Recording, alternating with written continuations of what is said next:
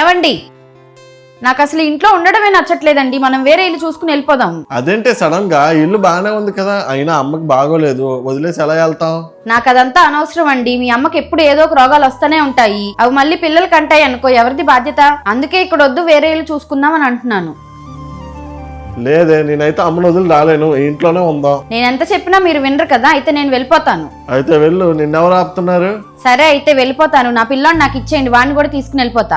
అదెలా కుదిరిద్ది? వెళ్తే నువ్వు ఒక్కదానివే వెళ్ళు, వీడు మాత్రం నా దగ్గర ఉంటాడు. అదెలా కుదురుతుంది? వాడు నాతోనే ఉంటాడు. అయినా వాడు లేకుండా నేను ఉండలేను, నేను లేకుండా వాడు ఉండలేడు. అయినా మీరు ఇలా తల్లి కొడుకుల్ని విడదీస్తే ఆ పాపం మీకే తగులుతుందండి. అవునే, నువ్వు చెప్పింది కరెక్టే. మీ ఇద్దరిని విడతీస్తే ఆ పాపం నాకే తగిలిద్ది. మరి మా అమ్మని నా నుంచి దూరం చేస్తున్నావు, మరి ఆ పాపం ఎవరికి తగిలిద్ది? నీకే కదా.